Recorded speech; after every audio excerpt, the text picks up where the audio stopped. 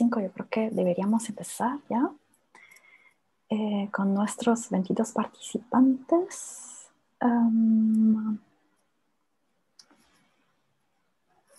Ok.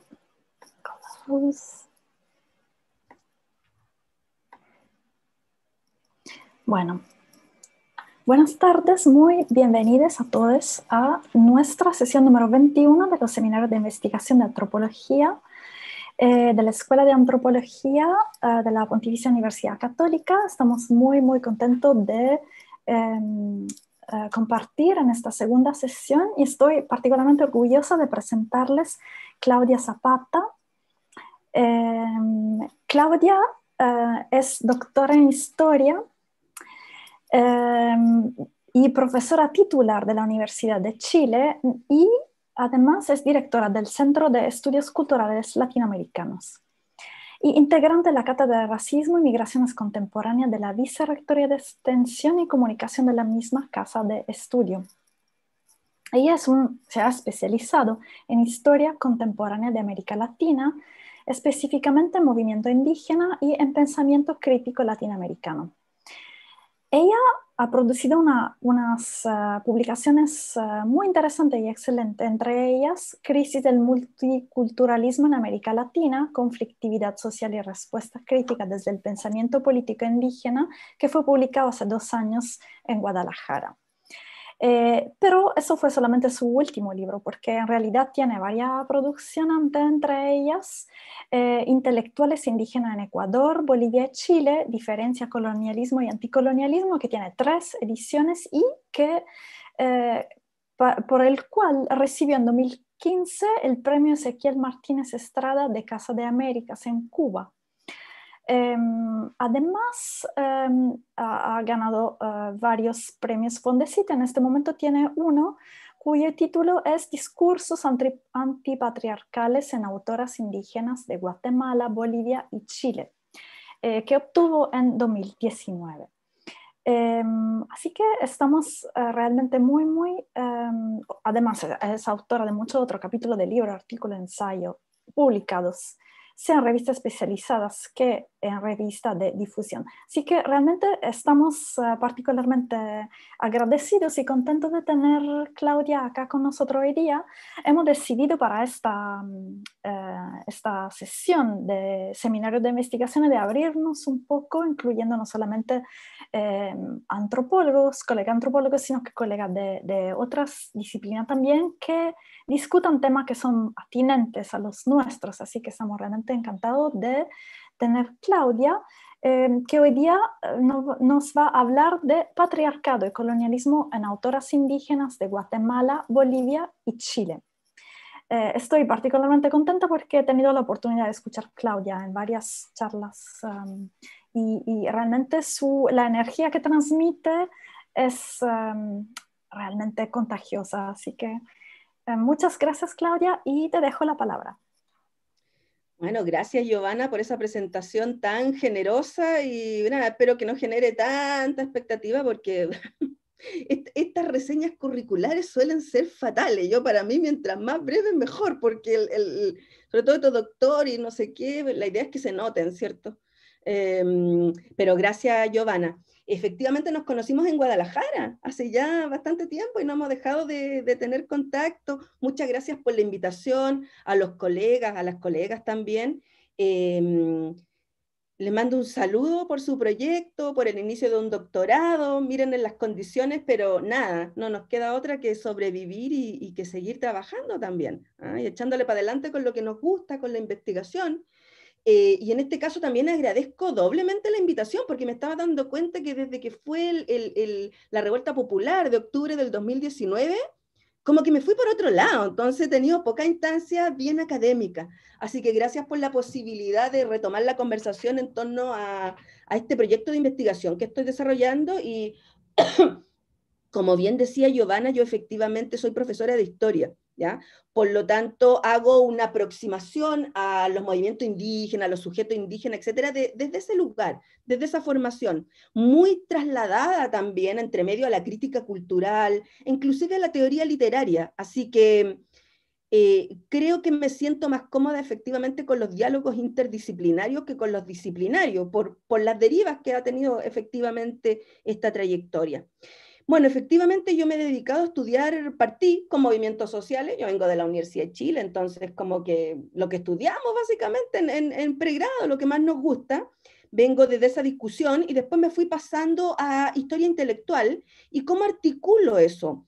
Eh, Entiendo los movimientos indígenas y también los movimientos afrodescendientes, que entre medio de refilón me fui metiendo en eso, los, los entiendo como espacios de elaboración de pensamientos críticos, e inclusive de teoría. ¿Ya? Y es una precisión importante porque existe tal vez una tendencia o un interés que puede tener motivos muy fundamentados en ver los movimientos sociales como, solo como acción, ¿ah? Como sujetos actuantes y no necesariamente integrados por sujetos que elaboran pensamientos políticos e inclusive teóricos. Así que bueno, con ese convencimiento, entre medio me fui metiendo, entre medio digo hace un montón de años, eh, al tema de la intelectualidad indígena y afrodescendiente contemporánea, ¿ya?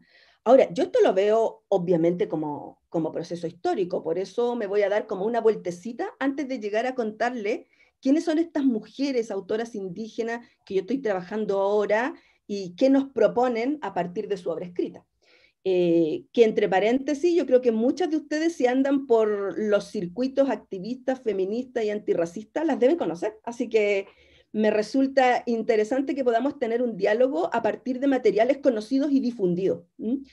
Eh, y bueno, lo que aparece allí, lo que me ha parecido como eje interesante y destacable de estas intelectualidades indígenas y afrodescendientes a lo largo de todo el siglo XX, en la realidad, y hasta ahora, es la persistencia y el nivel de elaboración fino de temas como la cuestión del colonialismo, obviamente pensado como pervivencias coloniales, el del anticolonialismo, del racismo, de la diversidad cultural, del reconocimiento, etcétera, son como los temas allí que permanecen. Y lo que yo he trabajado tiene que ver con tomar preferentemente textos de ensayos, de artículos, libros, etcétera, de estos intelectuales y de estas intelectuales, y hago esa precisión porque el estudio de escrituras producidas por indígenas yo creo que sigue siendo muy minoritario en relación con el estudio de otras prácticas de las sociedades indígenas, ¿ya? O prácticas más bien comunitarias, prácticas culturales. El estudio de las escrituras que se producen desde allí creo que sigue siendo todavía muy desatendido. Y sin embargo, en las últimas décadas ha aparecido un movimiento interesante de estudio de esas escrituras, pero está muy centrado en las escrituras literarias, ¿ya? En la poesía indígena, poesía, diría yo que es como el género preferente literario en el que se expresan estas autoras y estos autores. Y que a mí me han servido mucho, ¿eh? O sea, cuando yo empecé con esto, dije, bueno, ¿dónde se analiza el tema de la autoría indígena? Y yo me tuve que revisar esos trabajos críticos de los y de las colegas de literatura, me fueron imprescindibles. Pero yo me metí en otro tipo de escrituras, como les digo. No lo tengo aquí anotado en mi presentación, pero creo que es necesario decirlo. Son escrituras más desatendidas porque creo que son sujetos sobre los cuales recae la sospecha de no ser tan indígenas o de no representar tanto una cultura tradicional, porque estamos hablando de sujetos que han accedido a la educación formal, a la educación universitaria, que eventualmente para las construcciones coloniales de indígena, que es el otro, el que está muy apartado de mí, estos son sujetos y sujetas tremendamente próximos a nosotras y a nosotros. Entonces eso dificulta, creo yo, una recepción, bueno, un tema que podemos conversar más adelante. Bueno, y de allí, entre medio me metí con el tema ya más recientemente, y esto tiene que ver también con una preocupación política sin ninguna duda, me parece que no podía ir con mis investigaciones por un lado cuando son temas tan políticos finalmente, porque estamos hablando de intelectuales que formulan relatos políticos e interpretaciones sobre la sociedad que habitan y la sociedad que los excluye. Entonces, metida tanto en esos temas, no me podía pasar por el lado de la oleada feminista, ¿no? Mucho menos en una institución de la que yo vengo, donde esto reventó de parte de un movimiento estudiantil que confrontó las prácticas de acoso sexual del profesorado. Eso fue como el 2016, creo ya. Entonces, bueno, dije, bueno, no tengo la cabeza para andar con tantos temas de manera distinta. y me puse a trabajar sistemáticamente escritura producida por mujeres indígenas y su relación tremendamente tensa y conflictiva, pero a la vez real, con los feminismos. Entonces ese fue el proyecto que formulé la última vez para poder hacer esto de manera un poco más sistemática, y es lo que yo siento también que es el eslabón como más contemporáneo y bien tenso en realidad, de la intelectualidad indígena actual, digamos, como con esos criterios, aquellos que tuvieron como formación en la educación superior, formación disciplinaria, que producen investigación y escritura de ese tenor. Y hago esa precisión porque, obviamente, como profesora de historia, no puedo llegar a decir que esas son las únicas formas de intelectuales en las sociedades indígenas y en ninguna sociedad. Digamos, si uno ocupa una mirada histórica y gramsciana, por ejemplo, del concepto intelectual, se va a dar cuenta que no necesariamente se relaciona con trayectorias de formación teórica más sistemática, etc. Así que esa es otra precisión que quisiera allí hacer. Con respecto a las mujeres indígenas, y ahí insisto que voy a ir como rodeando y hablando de este proceso histórico de conformación de estas autorías, aunque siempre va a ser insuficiente, obviamente por razones de tiempo, pero quisiera hacer este rodeo antes de entrar a la escritura misma. Con respecto a las mujeres indígenas, que es el sector grande del cual forman parte obviamente estas autoras, la verdad es que tampoco es que aparezcan las voces de mujeres con estos tipos de escritura y con estas autoras y con estos activismos, porque además se trata de autoras que a la vez son activistas, militantes en distintas organizaciones, etc. Las voces de las mujeres indígenas pueden ser rastreadas, digamos, a nivel de documentación, etc., durante todo el siglo XX. Incluso para atrás, lo que pasa es que ahí yo no hablo porque no sé. Qué sé yo, en el caso del movimiento mapuche, una figura como Zenobia Quintremil a comienzos del siglo XX, son figuras relevantes que aparecen, se cuelan en un entramado que intercepta los discursos no solo de los pueblos indígenas, sino también de las mujeres, obviamente. Aparecen y se cuelan estas voces, además con un discurso que reivindica una especificidad, que consiste en decir, soy indígena, pero a la vez ser mujer indígena es algo todavía más específico que ser indígena en general. Bueno, esos discursos son rastreables largamente, ¿ya? Y en los actuales movimientos indígenas, esto a nivel latinoamericano, estamos hablando de un ciclo que comienza por ahí, despunta hacia los años 60 en la Amazonía peruana, en ese ciclo que pone en el centro el tema del reconocimiento de la diferencia cultural, ¿ya? En esos movimientos estas voces aparecen también desde su inicio. En la voz de decir, mire, como mujer indígena tengo demandas distintas y tengo una situación que también es distinta y que amerita ser mirada, analizada, etc. Y a partir de ahí surgen reivindicaciones también, no hay ningún ejercicio inocente, por supuesto. Incluso yo diría que esto vemos como esta génesis de los actuales movimientos indígenas, 60, sobre todo los 70, eso coincide con un contexto mucho más amplio a nivel latinoamericano y del tercer mundo de las luchas anticoloniales y antirraciales del siglo XX.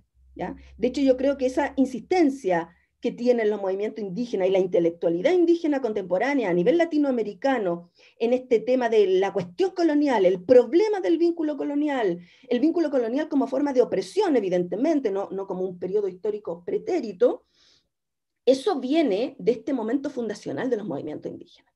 ¿Ya?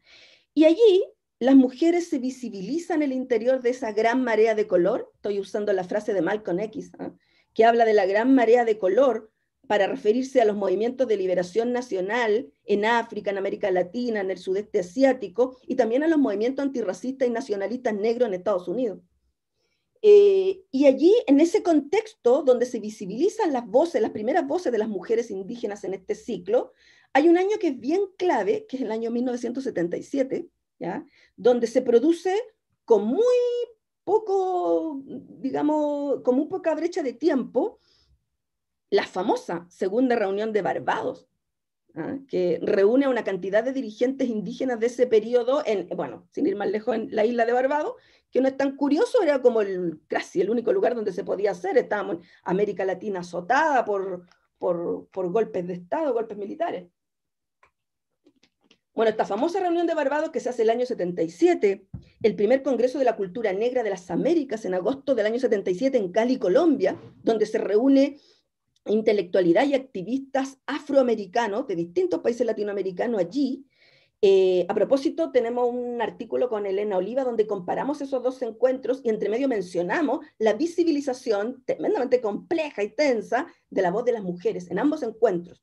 Y también se produce el mismo año 77, un poquito antes, en abril, la publicación de la famosa declaración Feminismos de Color en Estados Unidos, a cargo de la colectiva del Río Combaja, que está bastante famosa ahora en los circuitos de feminismo antirracista, que se publica en Boston y se llama Una Declaración Feminista Negra. Es un año bien notable en eso, que a mí, esto es una nota al pie, pero que diversifica un montón la mirada de la historia de la izquierda en ese periodo.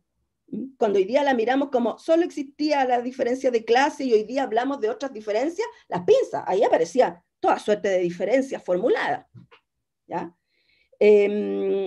Bueno, es un momento histórico ese, fundacional, del cual creo yo que está presente en estas escrituras más contemporáneas. Es un momento histórico de tremenda efervescencia, bueno, derrotado de la forma que ya sabemos que se derrotó, de tremenda efervescencia marcado por activismos y por militancias que se postularon revolucionarias, ¿ya? También las indígenas, ya en ese periodo. Sin ir más lejos empieza a surgir el movimiento indígena en Guatemala, escribiendo la vía revolucionaria y armada, etc. Y en ese momento histórico de efervescencia aparece una trilogía que más adelante, en el momento de la globalización, van a ir perdiendo impulso por razones obvias, históricas, algunas de ellas, pero aparece una trilogía que, independientemente del énfasis, creo que se mantiene hasta el día de hoy, que es el anticolonialismo, es el antirracismo y es el anticapitalismo. Y esa trilogía también aparece en esta escritura de las mujeres que yo les voy a mencionar. Bueno, es un momento de tremenda persecución, de tremenda represión. Estamos hablando de una violencia policial desbordada, criminalización, judicialización, asesinato de líderes y de lideresas en América Latina, doctrina de seguridad nacional, campos de concentración en el Cono Sur, política de tierras arrasadas en Centroamérica, desarticulación absoluta vía prisión política y vía asesinato de los Black Panthers en Estados Unidos, etc. Es un momento bastante terrorífico, de mucho avance del capital también en América Latina, con los proyectos extractivistas de gran escala. De hecho, los movimientos indígenas contemporáneos surgen de la oposición a las represas de la Amazonía, avanzado en los años 60. La lata es que esta parece una historia circular, porque esto que le estoy describiendo es como más o menos lo mismo que está pasando hoy día. Desde el 2000 para acá, el nivel de la represión, la avanzada extractivista, el desplazamiento de pueblos, los asesinatos selectivos, incluida la Araucanía y la militarización de la Araucanía, creo que son cuestiones que están a la vista. Entonces aquí, lamentablemente, la historia se nos muestra un poquito circular. Dicho eso, entonces, me meto en el tema de las autoras indígenas más contemporáneas, y también tengo que hacer ahí una precisión que tiene que ver con su acceso al campo intelectual, porque es el espacio histórico más específico en el que yo estoy trabajando. Desde allí habitan el campo intelectual, aunque tal vez no sea ni su destino predilecto ni lo que más les interese, pero están allí, participando con sus escrituras, etcétera, con sus investigaciones.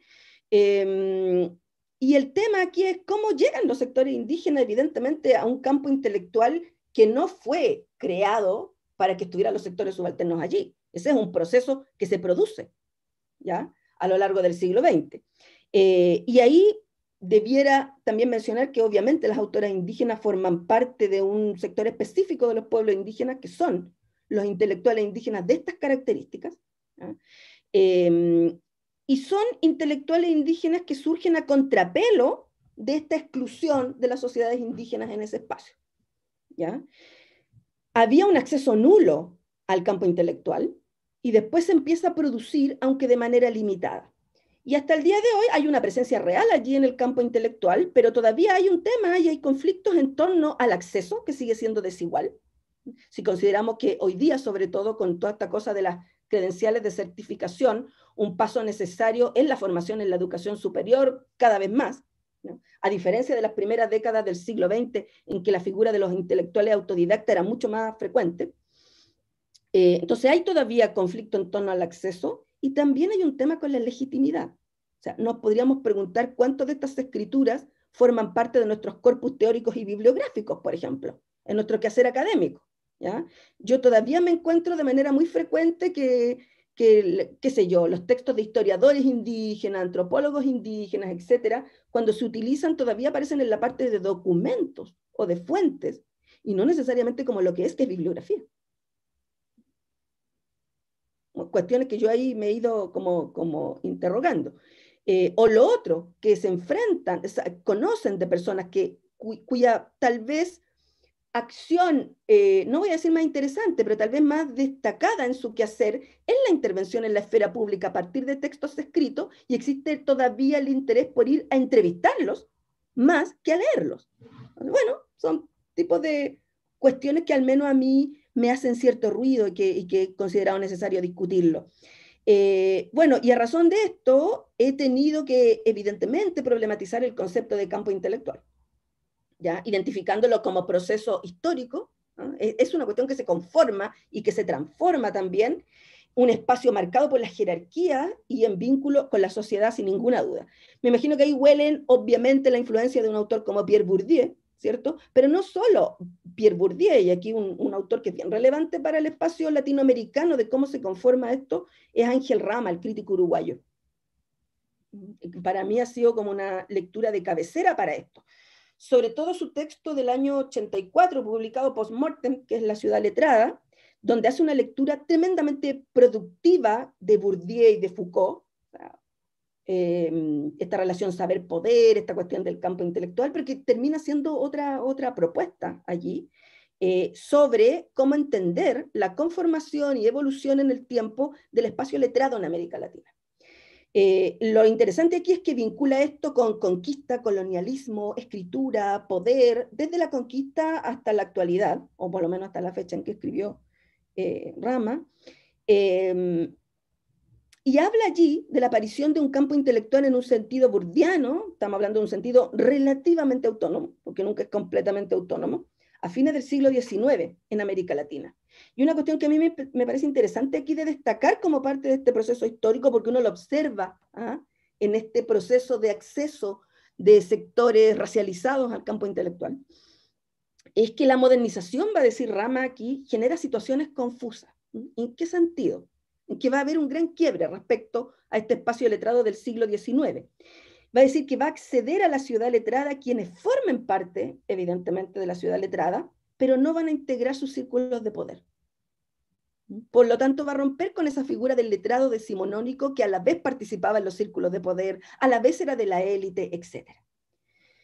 Entonces va a decir que a partir de allí, Rama, que me parece bien notable, a partir de allí no es posible establecer una relación de correspondencia entre intelectuales y élite, o entre intelectuales y ciudad capital, o entre intelectuales y hegemonía, o, esto más interesante todavía, entre intelectuales y academia.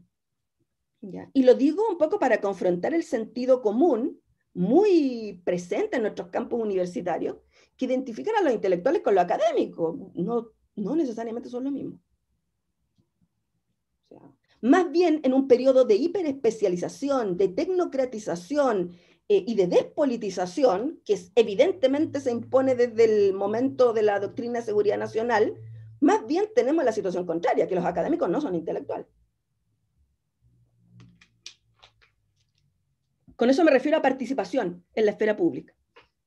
Entonces, bueno, eso me parece que es como bien interesante, porque aquí vamos a estar, cuando yo estudiaba la intelectualidad indígena, estaba frente a figuras intelectuales tremendamente relevantes en ciertos espacios, pero que no son académicos. O sea, probablemente el espacio donde menos han llegado, pero que ya están llegando los intelectuales indígenas, es el espacio académico. ¿No? Hay un tema allí.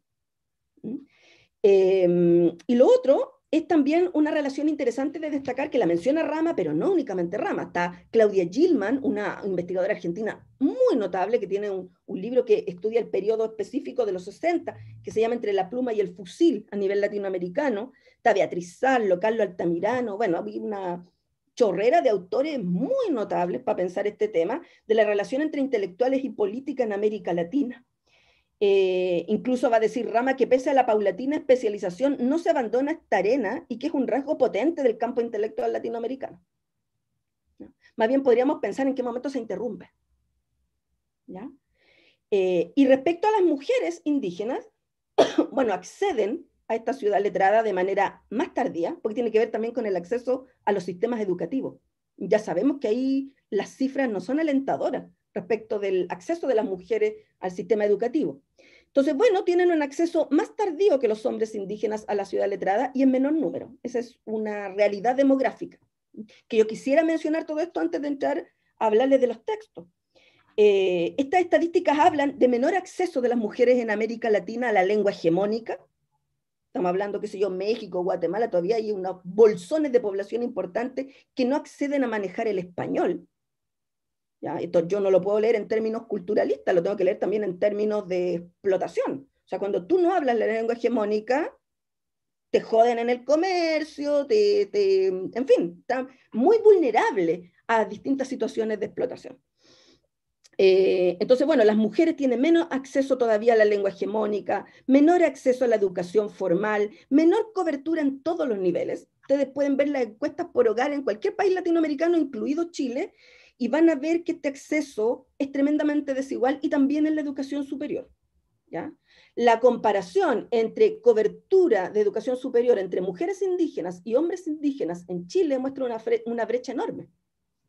Yo no sé si hay alguna política pública que esté pretendiendo abordarla, me temo que no. ¿Ah? Y además, cuando acceden a los estudios universitarios son, y en esto corre la suerte de las mujeres en general, carreras vinculadas al cuidado, a las labores de cuidado. Bueno, hay un primer acceso, diría yo, de las mujeres indígenas a la ciudad letrada. Estoy pensando en un acceso con control editorial y control político del discurso que allí circula. Hay un primer acceso a partir del testimonio escrito mediado por una letrada, con quien estas mujeres indígenas comparten un proyecto político. ¿Ya? Ahí tenemos dos casos tremendamente emblemáticos que implican este primer acceso, diría yo, que es el de Domitila Barrios, de Chungara, en Bolivia, y el de Rigoberta Menchú, en este testimonio que elabora junto a Elizabeth Burgos, que se llama, bueno, ya lo conocen, ¿cierto? Me llamo Rigoberta Menchú y así me nació la conciencia, parece que ese es el título. Espero no estar inventando. Y el de Domitila se llama Si me permiten hablar, digamos, con la interpelación directa. Y ese momento de producción de testimonio latinoamericano en los años 60, 70, es muy potente y marca un giro, una vuelta de tuerca respecto del testimonio recogido en la antropología civilizatoria previa, ¿ah? O las grandes etnografías, donde los testimonios de los, comillas, informantes se perdían en un entramado con objetivos distintos. Por eso hablo de control editorial y control político. Me parece que eso es un tema importante allí. Bueno, y de todas formas surge, después de ese proceso, la figura de la autora indígena, insisto que menor todavía en número que el de los hombres indígenas, pero están allí. Me parece que es como interesante dialogar con esa escritura, no solo tal vez con pretensiones investigativas, que es lo que estoy haciendo yo, sino también con pretensiones políticas, ¿ya? Sobre todo en un momento en que el feminismo se está planteando tímidamente tal vez e insuficientemente el desafío de dialogar con otras dimensiones que conforman la subalternidad y que no viven todas las mujeres. O sea, ese constructo de mujeres se hace problemático desde este punto de vista. Yo soy de las que cree que todas las mujeres no somos todas las mujeres. Bueno, y este corpus que yo estoy trabajando aquí da cuenta de desarrollos teóricos y políticos recientes, más recientes, en torno a esta idea de somos mujeres indígenas y vivimos una situación de subalternidad distinta. No solo distinta, van a decir, muchas de ellas van a suscribir la idea de que es peor. ¿Ya? Y esta idea de que la mujer indígena vive una situación distinta es de larga data, pero aparece aquí un arsenal teórico y de discusión política que va a marcar una diferencia con periodos anteriores, eso sí. Estoy hablando de autoras y activistas también, uno no puede desinscribirlas de allí, del tejido organizacional en el que participa.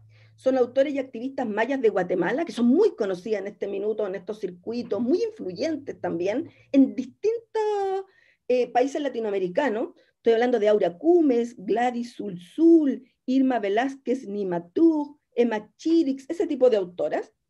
aymaras en Bolivia, bueno, ahí las más famosas son las integrantes de una colectiva que se llama Mujeres Creando Comunidad, que ha tenido su,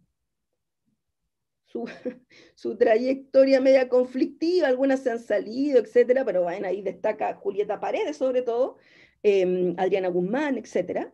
Y mujeres mapuches en Chile también. ¿Ya? Está Margarita Calfío, que es una autora que a mí me interesa mucho, Clorinda Cuminao, Diva Millapán, Ana Velázquez Tolosa, Mafalda Galdame, Daniela Catrileo, que está incursionando ya hace bastante rato en el ensayo político. Bueno, los estudios previos que yo encontré respecto de estas autorías, la verdad es que son trabajos muy inespecíficos sobre eso, ¿ya? Hay algunas cosas sin ninguna duda, pero en general estas autoras aparecen subsumidas en una categoría mucho más amplia de la que obviamente pertenecen, pero que impide ver esta especificidad, que es el de discurso de mujeres indígenas, así como en general. Francesca Gargalo, que es una investigadora mexicana, entiendo, tiene un libro bastante referencial sobre esto, que se llama Feminismos Indígenas de Abya-Yala, ¿ya?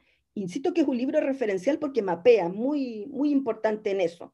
Menciona a estas autoras, dice que escriben, etcétera, pero bueno, las mete en lo que es su proyecto, que es a partir de esta categoría de discursos de mujeres indígenas en general. Las otras que la refieren de manera esporádica y las incluyen en algunas antologías son investigadoras abocadas al estudio de lo que ellos llaman feminismos decoloniales, que me parece que es una etiqueta un poco injusta o muy poco precisa en el caso de estas autoras indígenas, porque no sé, la cuestión decolonial tiene esto de poner la etiqueta de decolonial a todos los que en algún minuto criticaron el racismo y el colonialismo y lo hacen así como para atrás. No me parece tan preciso ni tan justo. Bueno, me meto entonces en el tema derechamente de esta escritura, lo que yo he logrado ver, estos textos que producen las escritoras, que son de distinto rigor, de distinta extensión, son escrituras bastante heterodoxas, si las comparamos como con los tipos de escrituras con los que nosotros dialogamos, son heterodoxas en el sentido de que de repente puede ser un reporte de investigación o un artículo, pero la dimensión biográfica, individual y colectiva se cuela inevitablemente, aparece lapsos prolongados de tiempo en el análisis, pero después al párrafo siguiente puede aparecer la contingencia y el tiempo presente, aparece la dimensión futura, a dónde apuntamos con todas estas cuestiones, y aparece sin ninguna duda la interpelación política, a distintos interlocutores, como les voy a mencionar acá. Entonces, en ese sentido, son escrituras bien heterodoxas, que para mí eso es tremendamente interesante, porque allí probablemente radica parte importante de su potencia política. Bueno, hay conceptos articuladores que son colonialismo, patriarcado y género, sin ninguna duda. Con respecto a colonialismo, es probablemente la categoría angular de estas escrituras, ¿ya? Y eso las relaciona y las hace parte de la intelectualidad indígena, que es la que desarrolla con mucha fuerza esta lectura de somos pueblos colonizados todavía. O sea, ustedes lograron la independencia y su independencia significó mi colonización, ¿ya? Básicamente. Y ahí aparecen distintas formas de nombrar esto, ¿ah? Continuidad colonial, o colonialismo interno, o colonialismo clásico. Estas son elaboraciones que vienen en el movimiento indígena más actual, más o menos desde los años 60, con Fausto Reinaga, que es un intelectual aymara de Bolivia, que es bien notable en esto, y que además lo hace dialogando directamente con los movimientos de liberación nacional de ese periodo, con Franz Fanon también, que es el teórico de los movimientos de liberación nacional, el más importante.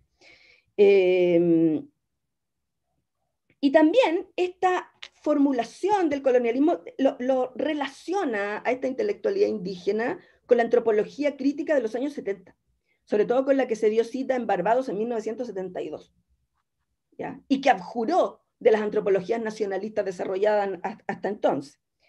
Y bueno, y aparece también allí una dimensión anticolonial que tiene que ver con no solo diagnosticar una situación de pervivencia colonial, sino que además proponerse superar esa situación colonial y avanzar hacia otro estadio. Con respecto al concepto de patriarcado, me estoy quedando como corto con el tiempo, así que voy a avanzar. Con respecto al concepto de patriarcado, bueno, este concepto, que es probablemente el más nuevo que aparece en la escritura de las mujeres indígenas, no lo encontramos, no quiero ser taxativa, pero es muy difícil encontrarlo antes de hace unos 20 años. ¿Ya? Bueno, no muy distinto a lo que nos pasa a nosotras, pues, o sea, yo en los 90 me decía feminista y ni tenía idea que existía la palabra patriarcado, pero bueno. Entonces aparece este concepto de patriarcado que las vincula derechamente con las trayectorias de pensamiento feminista. Eso sí, aparece allí un diálogo muy potente y a la vez se muestra desde allí una heterogeneidad del campo feminista, porque hay una distancia con el feminismo en singular y a secas. Eso escasamente se suscribe allí, al que acusan de un feminismo liberal, blanco y burgués, digamos, a ese feminismo a secas. Pero sí hay una relación muy productiva con los feminismos de color, con el pensamiento interseccional y antirracista que se cuaja allí en los años 70 en adelante, ¿ya? Con respecto a feminismo, por eso que yo he acuñado el concepto de escrituras antipatriarcales más que escrituras indígenas, perdón, feministas, porque, bueno, hay que respetar allí el tipo de elaboración y de conceptualización que se está trabajando, y el tema del feminismo es una categoría que cuesta mucho incorporar al repertorio identitario de las mujeres indígenas, aunque cada vez están apareciendo más, ¿ya? Cada vez están apareciendo más que se están diciendo feministas indígenas, pero todavía son muy poquitas, pero bueno, es un proceso. En 20 años más habrá que ver allí qué pasa. En este minuto es una adscripción difícil. Dicho eso, quisiera mencionarle, bueno, ¿cómo narran entonces estas mujeres en esta escritura? ¿Cómo conceptualizan esa diferencia respecto de las mujeres no indígenas, pero también respecto de los hombres indígenas? ¿Ya? Bueno, ahí hay maneras muy diversas y contrapuestas. Creo que lo que sí aparece como elemento común son esta terminología que yo les menciono, que viene de los feminismos, sobre todo antirracistas. Y estas formulaciones tienen que ver con dos interlocutores relevantes aquí, con los movimientos indígenas de un lado, a los que interpelan un montón de veces, y con los movimientos feministas del otro. ¿Ya? Lo otro que quisiera mencionar es que estas formulaciones, cómo se narra, en qué consiste la diferencia del ser mujer indígena, y a esto hay que ponerle apellidos, las mujeres chincas, las mujeres aymara, mapuche, etc. Bueno, eso es tremendamente heterogéneo. Y eso quisiera destacarlo. Por eso voy a destacar acá como vertientes políticas, más o menos, porque también existe tanto esta cosa de pensar que los indígenas todos participan de una misma cosmovisión muy compacta y que cada persona indígena con la que yo me relaciono en realidad me va a hablar de un colectivo y que me va a presentar imágenes compactas de aquella cultura, que además ese concepto de cultura no lo suscribo, pero aquí en este caso hay una diversidad política que por lo demás, que más humano que la diversidad política al interior de los pueblos, y aquí también aparece, ¿ya? Hay una vertiente que es muy tradicionalista, cosmovisionista, por llamarlo. Creo que ninguno de los dos conceptos me acomoda tanto. Pareciera encerrar un juicio, y no es lo que quisiera hacer. Pero bueno, todavía no doy con la palabra que más me satisfaga. Y lo que aparece allí en esa vertiente es una idea de que la cultura tradicional y que la cosmovisión indígena tiene un potencial para construir relaciones de género paritarias. ¿Ya? Y ahí es donde se destaca esta idea de que son sociedades donde impera la complementariedad de género, la reciprocidad, la dualidad hombre-mujer. Yo diría que esa es la postura mayoritaria de estas escrituras, aunque entre medio hay cosas que aparecen generando malestar y es interesante como aparecen allí en el análisis, pero diría que es la postura mayoritaria, con esta idea de que esta cosmovisión que aseguraba la complementariedad y la paridad de género está trastocada producto de la colonización europea. Y que por lo tanto el machismo, la violencia de género, los aspectos de patriarcado que se empiezan a configurar serían un producto de la colonización y no sería previo. ¿Ya? Finalmente es un producto occidental, eso es lo que aparece en esa tesis. Y ahí hay una autora que se llama Rosalía Paiva, que tiene un texto, esta es quechua del Perú, pero la meto porque es multicitada, es una referencia en este espectro a nivel latinoamericano. Tiene un texto que se llama Feminismo Paritario Indígena Andino. Claudia tiene 2 minutos. Ok, voy a pasar entonces el PowerPoint. No, ya el PowerPoint se me quedó. Espérate. ¿Lo puedo proyectar? Ahí está. Bueno, ahí tenía estas fotitos. Estas son las autoras guatemalas de ahora. Esto a propósito del tránsito de la informante o de la testimoniante de las No autoras. se ven, Claudia, no se ven las ¿No se ve? imágenes.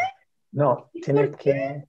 lo estoy compartiendo, pero mira, no importa, voy a aprovechar mis 2 minutos y tal vez esto se los puedo dejar a los asistentes, para mencionarles que esta autora, que lamentablemente desaparecida, es muy multicitada, pero hay otra vertiente que es más bien histórico-política que pone en tensión todo ese relato, que es la que a mí, en términos personales, me interesa más y que por lo mismo le he prestado más atención en la investigación, porque ponen en tensión el discurso de la complementariedad, ponen en tensión también incluso la tesis, que esta la propone la famosa Rita Segato, la tesis de un patriarcado de baja intensidad en los pueblos indígenas. Ya no hay conformidad con esos términos, y va a aparecer otra tesis desde esta otra vertiente, que me imagino que aquí algunas compañeras la conocerán, que es la tesis del entronque patriarcal, que surge del espacio andino boliviano de las feministas comunitarias. Al decir, existe un patriarcado indígena que también es previo a la colonización, que se entronca con el patriarcado de los conquistadores y que finalmente subalterniza de maneras distintas a las mujeres indígenas. Eso tremendamente discutido y abre la puerta, ese tipo de tesis, que es muy influyente, aparece citado en autora mapuche canchil, etc. Eso va a abrir las puertas para dialogar críticamente con la idea de tradición y de cultura indígena. Y mostrar mucho malestar con aquello que incluso se va a decir, tal vez es más un discurso que realidad. Tal vez está todo por hacer en investigar cómo eran estas culturas indígenas y ver qué es lo que tenemos que hacer con ese legado. Y también varias preguntas políticas que son bien centrales. Varias van a decir, ¿tenemos que reconocer la cultura de nuestros pueblos? Por supuesto. ¿Eso implica tomar el paquete completo? No necesariamente. Y ahí hay autoras que dicen, bueno, hay una frase de Gloria Anzaldúa que es bien influyente también en este campo discursivo, cuando dice, sí, reivindico la cultura de la cual provengo porque ha sido una cultura explotada, pero no voy a reproducir aquellos aspectos que me hieren y que me excluyen. ¿Ya? Solo voy a terminar con, iba a mostrar cita y todo, pero ya no alcancé, con una cita de Aura Cumes, que es una autora xinca de Guatemala, que me parece que condensa en 2 líneas una cuestión muy potente y probablemente este potencial político que yo advierto, que es una propuesta de complejizar todos los entramados de poder y no quedarse con consignas que tal vez más cierran que abren. ¿Ah? Y esto a propósito no solo de qué les pasa a las indígenas, lo hablo a propósito de un momento de deliberación política que estamos viviendo como sociedad chilena, en un momento constituyente, donde nos vamos a ver obligados a discutir cómo hemos sido y qué queremos ser, cómo nos queremos organizar, cómo nos queremos definir como comunidad, y entrar en un ejercicio deliberativo que yo veo que las sociedades indígenas llevan una trayectoria más bien larga. O sea, ahí no hay discursos estables sobre el ser indígena y cómo es nuestra cultura y cuáles son nuestras reivindicaciones, sino que es una deliberación permanente. ¿Ya? Y ese es un ejercicio político de la ciudadanía que me parece de la mayor importancia. Es el potencial que yo veo en este tipo de escrituras también. Bueno, y esa frase de Aura Cumes con la que yo quería terminar es cuando ella dice, en 2 líneas, el racismo de las mujeres blancas y mestizas pesa tanto como el patriarcado de los hombres blancos, mestizos e indígenas. Bueno, eso era lo que quería compartir. Que lata que no alcancé a ver más cita, pero bueno, era un poco lo que les decía, se los puedo mandar. Y sobre todo, más que mandar mi presentación, tal vez un listado bibliográfico de estas lecturas, porque creo que la mayoría están disponibles en Internet, que eso me resulta fascinante. Excelente, ¿Ah? excelente. Fascinante. Muchísimas gracias, Claudia. La verdad que fue como wow, fue súper interesante. Tomé muchos apuntes y antes de dejar el espacio a la pregunta, que ya tenemos una en el chat, le invito a todos los que quieran hacer una pregunta de por favor escribirla en el chat para poderla leer y dejarle la respuesta, el espacio para la respuesta a Claudia. Quisiera quedarme con un par de elementos que la verdad que nosotros los antropólogos hemos estado educados a considerar los indígenas como objeto de estudio. Y esa es un poco la tradición en la cual nos hemos formado, aunque últimamente, por suerte, ha habido un movimiento en que los intelectuales indígenas o por lo menos miembros de comunidad indígena han sido parte de una colaboración, por lo tanto han sido no solamente objeto de estudio, sino que también colaboradores, interlocutores y coautores, pero viene siendo un movimiento realmente relativamente reciente y hay pocos ejemplos, lamentablemente no hay muchos ejemplos. Deberíamos tratar de hacerlo un poco más. Pero es bien interesante lo que tú dices, que estas escrituras eran más desatendidas bajo la sospecha de que no eran realmente indígenas o que no sean realmente indígenas. Esto también es un comentario que he escuchado varias veces por parte de amigos intelectuales y académicos indígenas que dicen, por ahí hay como un mapuchómetro. Escucha esta expresión muy interesante en el sentido que te juzgan suficientemente mapuche o no suficientemente mapuche dependiendo de tu trayectoria de vida, dónde has vivido, dónde has sido activo, en cuál lado, etcétera, ¿no? Bien interesante. También súper interesante, claro, el tema de la legitimidad. Eh, ¿Cuánto realmente se toman en serio los intelectuales indígenas que no tienen una formación académica o si es que tienen una formación académica que no es suficientemente elevada como para acercarse a los verdaderos académicos? Que bien interesante, ¿no? Creo que lo que nos dijiste, para no robar más tiempo, nos hace mucho ruido, nos hace pensar mucho y en particular a nosotros los antropólogos que tradicionalmente hemos realmente considerado los y las personas indígenas como fuente de estudio y como objeto de estudio. Entonces, como que realmente me parece un llamado realmente a pensarlo más como interlocutores, más que como simple objeto de estudio. Dejo la palabra o sea, voy a leer unas preguntas. La primera pregunta es, ¿a qué se debe que el concepto de patriarcado haya aparecido de manera tardía? Esta es una pregunta de Francisco Rojas. Y voy a leer la segunda pregunta para que tú puedas contestarla juntas. Es de Marcelo González a propósito de la relación entre intelectuales y política en América Latina. ¿Qué papel desempeña la obra de Edward Said en su trabajo?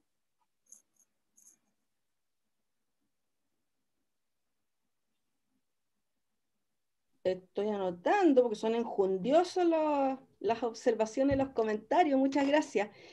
Bueno, lo primero sobre el tema de indígena objetos de estudio, pucha, qué larga, es un problemón. Creo que indica todavía la presencia de jerarquías raciales, coloniales en nuestra sociedad, efectivamente. Y al mismo tiempo, creo que todo esto que se me indica habla de problemas reales, pero al mismo tiempo nos podemos ir como para el otro lado también.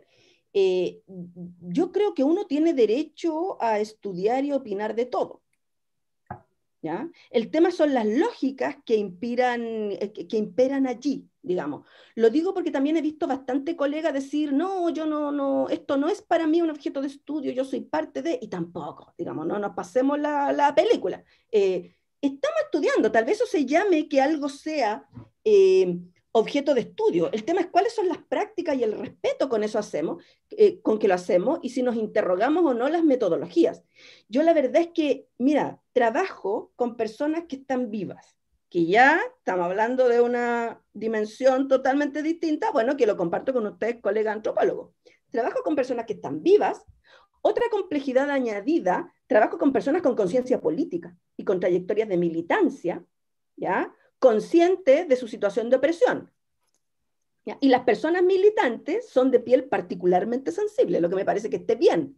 Entonces creo que yo tengo mayores limitaciones y tengo que tener mayores cuidados al trabajar con esas temáticas. Tal vez me he ido un poco como para el otro extremo y, por ejemplo, creo que algo tiene que ver con eso, que finalmente me metí a ver trayectorias intelectuales. Siempre reviso documentación escrita. Cuando veía movimiento indígena, bueno, ¿qué pasa con la documentación emitida? Que igual es otro tipo de autoría, autorías colectivas, o después con las autorías individuales. Nunca he hecho una investigación donde vaya a observar gente y a entrevistar gente. Porque me parece que eso, con el tipo de persona que yo incluyo en mis investigaciones y esas prácticas que yo reflexiono, me parece que de partida ni gano tanto, y segundo, puede más bien generar perjuicio y resquemores, y creo que efectivamente, o sea, ir a hacerle una etnografía a personas que son colegas, que están trabajando de la misma manera que No, yo, claro, claro, claro. En tu caso es muy diferente al caso en de ese, nosotros, obviamente, obviamente. exactamente, Sí, en ese sí, caso, pero sí. bueno, ahí hay una larga tradición ya de reflexiones sobre cómo hacer el trabajo de ustedes, que no es el que hago yo, con otras metodologías y con otros criterios. Ahora, sobre el otro, el tema de negar, o sea, el tema de son menos o más indígenas, yo he estado harto en esa discusión y coincido mucho con una parte de la intelectualidad indígena, sobre todo mapuche, que es muy potente en discutir eso, de la imposición de criterios de autenticidad para definir lo indígena, ¿ya? Me molestan esas imposiciones también de criterios de autenticidad, que si uno lo alarga en las relaciones coloniales, también existe para calificar a los latinoamericanos, o sea, también los europeos piensan que nosotros somos de determinada manera, y si no somos así, si no somos buenos para el baile, para andar en carnavales, no somos tan latinoamericanos, ok, pero eso tiene sus límites. Y lo digo a propósito de los casos de apropiación cultural que han reventado como escándalo hace rato, ¿ya? Eso tiene un límite, y los límites tienen que ver con las dinámicas de clase y con las dinámicas de las experiencias colectivas. O sea, tú puedes no vivir una cultura de la manera que se supone que tenía que ser una cultura indígena, pero si eres parte de un pueblo, en tanto parte de su historia de desgarro. Y esa experiencia de desgarro que implica racialización, subalternización, pobreza y desarraigo, me parece que esa experiencia es inexpropiable. Y ese es para mí mi límite para que no cualquiera se diga también que es indígena, que puede ser el otro extremo de ese argumento y que lo hemos visto. Además, con las modas New Age hace mucho rato, o sea, está lleno de cuicos y cuicas que también andan disfrazados de indígenas. Bueno, y eso siempre ha causado ruido y tiene que ver con esto. ¿Por qué aparece la categoría de patriarcado de manera tan tardía? Yo no sé si es tan tardía, pero creo que tiene que ver con esos diálogos con los feminismos antirracistas que son más o menos de los años 70, que empiezan a circular, les hacen más sentido a las mujeres indígenas, y allí aparece acuñada la categoría de patriarcado. Si un libro fundamental como el de Angela Davis, Mujeres, Raza y Clase, si no me equivoco, es del año 81.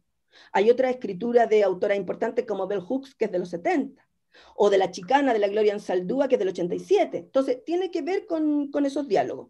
Y lo otro, a propósito... Perdón, ¿sí? la pregunta sobre Edward Said en realidad es de Damián Galvez, me equivoqué. Sí, ok. Corrección. Sí, conozco a Damián y sé que lo que le interesa a esta figura tan... No tengo palabras para calificar la importancia que tiene para mí el proyecto crítico de Edward Said. No tengo palabras, tengo por ahí una estantería llena con su libro tan inspirador, porque me parece que siendo una persona tan comprometida con los pueblos colonizados, tan comprometida con el destino del pueblo palestino, me parece que ofrece teorizaciones que son tan finas, que permiten tanto discutir el sentido común, que permiten discutir estas relaciones en la investigación. A propósito de lo que me decías tú, Giovanna, tiene artículos sobre el tema de la antropología que son fundamentales, sobre el tema de cómo nos relacionamos con los otros y de cómo los otros que nos otrifican a nosotros se relacionan con nosotros de manera jerárquica, en fin. Su conceptualización sobre la intelectualidad me parece absolutamente fundamental, sobre todo su concepto de intelectual situado y amateur, me parece, para mí es clave. Y abogar por el rol público de los intelectuales en un momento histórico en el que la izquierda dejó de hablar de los intelectuales, solo lo consideró como algo negativo, y la derecha continuó produciendo sus intelectuales, como ya lo hemos visto. La constitución que queremos desmantelar en este país fue elaborada por los intelectuales orgánicos de la dictadura. O sea, si la función pública de los intelectuales no la consideramos relevante, estamos medio perdidos. Lo digo pensando en los proyectos de emancipación. Muchas gracias, Claudia. ¿Hay alguien más? Tenemos unos minutos más, así que todavía alcanzan a hacer una pregunta o un comentario. Acá María Ignacia dice, ¿la categoría indígena te ha sido compleja al momento de definir a algunos intelectuales? Bueno, yo ahí uso una categoría de combinada. Ese siempre es el eterno problema, po. No lo voy a resolver yo, no creo estar más allá de la conflictividad histórica que encierra esto. La forma en que yo lo resuelto son dos. Autoadscripción, por un lado, porque tampoco vamos a obligar a la gente a decir, oye, tienes apellido indígena, entonces tú eres indígena. O sea, eso es tremendamente violento. Es la autoadscripción y una biografía plausible con esa autoadscripción. Ahora, en esa biografía plausible con la autoadscripción, probablemente yo voy a considerar cosas que otros no consideren. Para mí el tema de habitar una cultura tradicional o heredar una cultura tradicional no es el definitivo. Ni siquiera es el único, ni siquiera es el más importante, y en muchos casos está ausente. Pero sí ser parte de la historia de un pueblo cuya historia permite entender una ruptura política que explica que algunos no hayan heredado nada de esa cultura tradicional. Pero las vivencias de racialización, de exclusión, etcétera, te pasan por ser parte de ese pueblo. Muchas gracias, Claudia. ¿Alguien más quisiera hacer una última pregunta? Yo tenía una inquietud, Giovanna, si puedo Por soltar. favor, Cristian, por favor. Me interesó mucho este surgimiento. Bueno, muchas gracias, Claudia, por la charla. La encontré muy interesante y me quedó esta duda en relación a este origen que tú describías de algunos movimientos indígenas en los años 60, 70, asociado a extractivismo, y si eso se cuela hoy en estos feminismos indígenas, si aparece como un elemento relevante o si está totalmente ausente. El tema del neoextractivismo es absolutamente central, ¿ya? Es absolutamente central el tema del daño ecológico. Fue central en los procesos constituyentes de Ecuador y de Bolivia, que independientemente de cuánto se haya cumplido eso o no, fue un proceso de deliberación colectiva que mostraba esas preocupaciones, y eso explica que en la constitución ecuatoriana la naturaleza sea un sujeto de derechos, por ejemplo, que es una cuestión que no existe en ninguna constitución del mundo. No me parece que uno tenga que cancelar esos procesos porque después no hayan resultado algunas cosas, sino que muestra precisamente una voluntad colectiva que se quiso manifestar allí, que todavía está ahí pensada. Bueno, es probablemente el tema. O sea, el tema del extractivismo y de toda la violencia que eso encierra, tiene sus etapas. Hay momentos en que se relaja un poquito nomás y otras veces en que vuelve muy fuerte, porque hay una complementación entre dinámicas capitalistas mundiales, entre desarrollo de tecnología para mayor escala, y sociedades, digamos, que terminan tremendamente desmedradas en sus condiciones democráticas por esta imposición. Y eso se entiende por una dinámica mundial sin ninguna duda. Hay una autora que es bien fundamental, es la Maristela Svampa, ¿ah?, que ha trabajado mucho esto y que circula mucho esa referencia en estas discusiones. También un señor de apellido Gudinas, que se me olvida siempre el nombre, pero también las propias intelectualidades indígenas están trabajando y teorizando esto hasta hace mucho rato.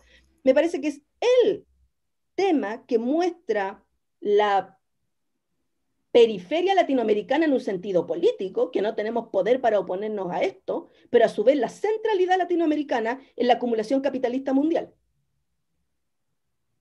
¿Ya?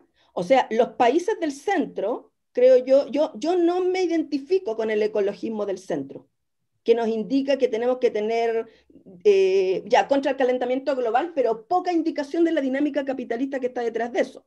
O discursos que nos invitan a andar en bicicleta y a caminar por la ciudad cuando nuestras ciudades, digamos, no son caminables, esa es la realidad. Y también cuando las propias economías centrales nos enchufan su industria automotriz. Entonces esto tiene una dinámica mundial. Y esa dinámica mundial se tiene que atacar y aparece muy atacada por los liderazgos indígenas, que son los más perseguidos en este minuto, son los que combaten los extractivismos, y ahí están los mayores asesinatos selectivos a nivel latinoamericano desde el año 2000 hasta acá.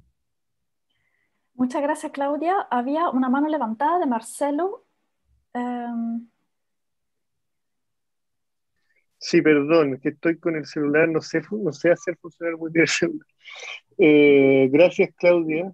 Me parece muy interesante la presentación.